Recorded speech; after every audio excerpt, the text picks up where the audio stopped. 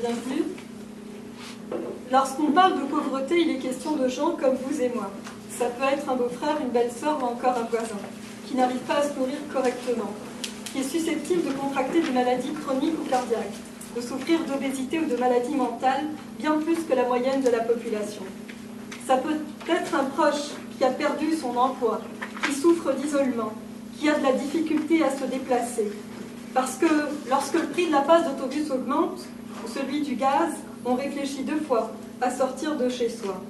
Qui a du mal à comprendre ce qu'il lit, parce qu'il a un niveau de scolarité très faible, qui a quitté l'école très tôt à cause de l'éclatement familial, qui a de la difficulté à se loger, qui en arrache lorsque vient le moment de faire face aux institutions étatiques, comme à l'école par exemple, de lire un bulletin scolaire ou encore de se présenter devant un guichet d'emploi. Ça peut être une personne maganée par la vie, qui est victime de violences conjugales, d'inceste ou d'abus sexuels, qui a une très faible estime de soi, parce que quand on est pauvre, on a honte, on préfère se cacher pour éviter le jugement des autres, qui a de la misère à se projeter dans l'avenir. Résultat, le cycle infernal de la pauvreté se perpétue d'une génération à l'autre. Ça veut dire que concrètement, lorsqu'on est une mère analphabète, eh bien notre enfant est à risque. C'est-à-dire que la probabilité pour que son enfant devienne à son tour analphabète est très forte. Lorsqu'on est pauvre, eh bien c'est pire. Les causes de la pauvreté sont multiples. Il y a des gens qui sont beaucoup plus qualifiés que moi pour en parler. D'ailleurs, dans la région, il y a des études brillantes qui ont été faites quant au concept de l'économie sociale. Et je peux vous dire que ça fait du bien et qu'on sort un peu des sentiers battus de l'école de Chicago. La pauvreté n'est pas une fatalité. Le beau-frère n'est pas un mauvais gars. C'est un gars qui a de la misère et c'est différent. Au Parti québécois, on part du principe que chacun a sa place dans notre société. Certes, on n'occupe pas la même place, parce qu'on a des talents, des potentiels et des cheminements différents. Mais il reste que chacun dans une société juste a le droit de vivre dans la dignité. Vieux ou jeune, malade ou en bonne santé, éduqué ou pas.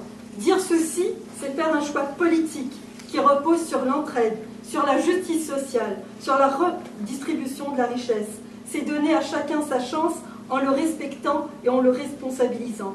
Comprenez-moi bien, il n'est nullement question d'assister, mais plutôt d'encourager l'intégration sociale par des initiatives différentes, et notamment à travers le travail. Ce n'est pas vrai, on n'est pas heureux lorsqu'on ne travaille pas, me confie un chômeur dans la cinquantaine, rencontré dans un café en début de semaine dernière. Il m'a regardé dans les yeux et m'a répété la fameuse phrase de Félix. La meilleure façon de tuer un homme, c'est de l'empêcher de travailler. Oui, j'en suis consciente. Oui, nous en sommes conscients. Ces sujets sont lourds, sont graves et peuvent même être démoralisants. C'est pourquoi je conclurai avec 3 bonnes nouvelles. Au PQ, on a la volonté d'agir. On n'est pas le parti des petits amis et des enveloppes brunes.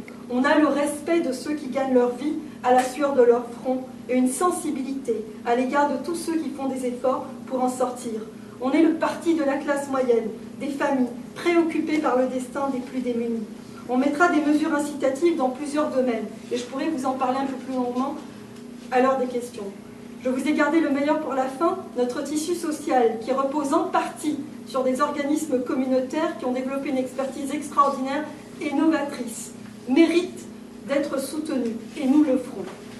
Le Québec se distingue au Canada et en Amérique du Nord en étant la société où la richesse est la mieux partagée et où le taux de la pauvreté est le plus bas.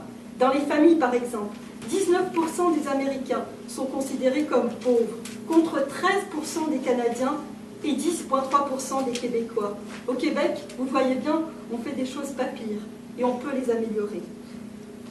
Comme députée, je m'engage à être à l'écoute de tous les acteurs locaux, à m'impliquer directement, à travailler au rapprochement des uns et des autres pour le bien commun, à créer une synergie au-delà de Trois-Rivières qui impliquera l'ensemble de notre équipe régionale de la Mauricie.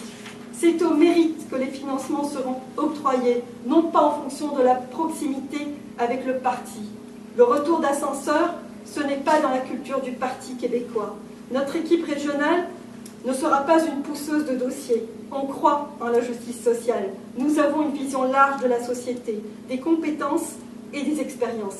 Bref, nous serons des acteurs de changement au service de la population.